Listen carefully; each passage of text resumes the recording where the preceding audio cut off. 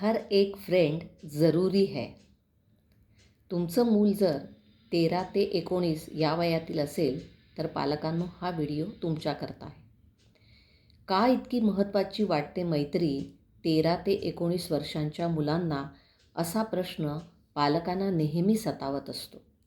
आतापर्यंत मुलांच्या प्रायोरिटीवर आपण होतो, पण आता मित्र नंबर 1वर असतात. असं का? याचं कारण आपण जाणून घेऊया पालकांनो. कारण या वयामध्ये मुलांमध्ये शारीरिक, भावनिक हे जे बदल होत असतात त्याच्याबरोबरच त्यांच्या विचारांमध्ये देखील बदल होतात आणि त्या वैचारिक बदलामुळे मैत्रीही महत्त्वाची ठरते. तरीही तुम्ही पेचात पडला असाल की असं का? तर लक्षात घ्या की या वयामध्ये स्वतःचा शोध घेण्याची सुरुवात झालेली, की मी कोण आहे, मला माझ्या आयुष्यात काय करायचं आहे. आणि जसं प्रत्येक माणसाची ही सगळ्यात महत्त्वाची गरज अशी असते, स्वतःला प्रूव्ह करणं, स्वतःला सिद्ध करणं, या जगामध्ये स्वतःच्या व्यक्तिमत्त्वाचा पाया तयार करणं, त्याची ही सुरुवात आहे.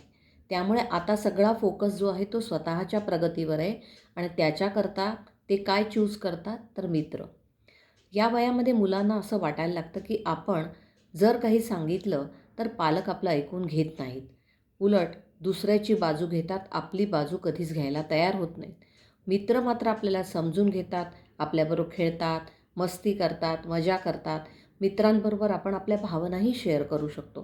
कारण त्यांना काही सांगितलं, भावना शेअर केल्या तर ते लगेचच आपल्यावरती काहीतरी लेबल लावत नाही, ते जजमेंटल होत नाहीत. ते आपली बाजू समजून घेतात किंवा समजून घेण्याचा प्रयत्न तरी करतात.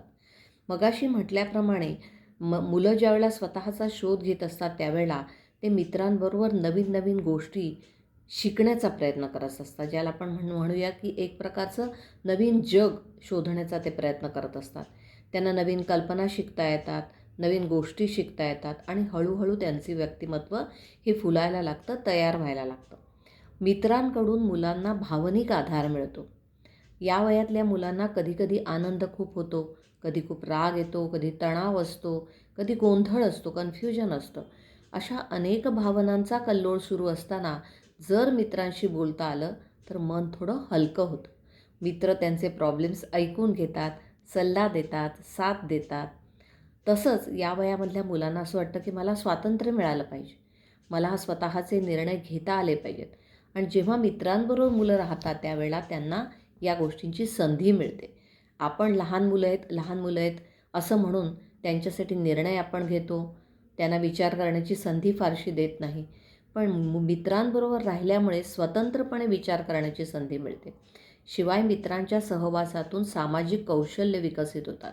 कारण मुलं जेव्हा मित्रांबरोबर राहतात ना, तेव्हा ते एकत्र काम करतात, गप्पा मारतात, बोलतात, सहकार्य करतात, समजूतदारपणाने वागायला लागतात, संयम शिकायला लागतात. मतभेद झाले तरी मनभेद होणार नाही हेही शिकतात.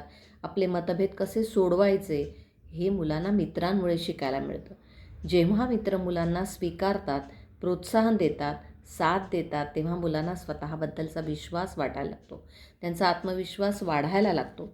पण मात्र जर मुलांवर मित्रांचा दबाव येत असेल, म्हणजे काही चुकीच्या सवयी मित्रांमुळे आपल्याला लागू शकतात असा दबाव आणला जातो किंवा कधीकधी मित्रांमुळे चुकीचे निर्णय घ्यायला मुलं प्रवृत्त होतात, इन्फ्लुएन्स्ड व्हायला लागतात, तर त्यावेळेला मुलांना असं सांगा की स्वतःला काही प्रश्न विचारा की हा जो मुलगा आहे किंवा ही जी मुलगी आहे ते मला माझ्यातलं जे बेस्ट आहे, जे सर्वोत्तम आहे ते बाहेर काढण्यासाठी सपोर्ट करतायत का? किंवा माझी ग्रोथ व्हायला हे मला सपोर्ट करतील का? त्यांच्यावर मी विश्वास ठेवू शकतो का किंवा ठेवू शकते का? त्यांच्यावर मी अवलंबून राहू शकतो का? या पात्रतेचे, या लायकीचे ते आहेत का? शिवाय माझ्या मित्राच्या आणि माझ्या व्हॅल्यूज, माझी मूल्य, माझी विचारसरणी ही समान आहेत का? ह्या गोष्टी जर मुलांनी स्वतःला प्रश्न म्हणून विचारले आणि ह्याची उत्तरं जर मुलांना होकारार्थी मिळाली तर मग हर एक फ्रेंड जरूरी है. धन्यवाद.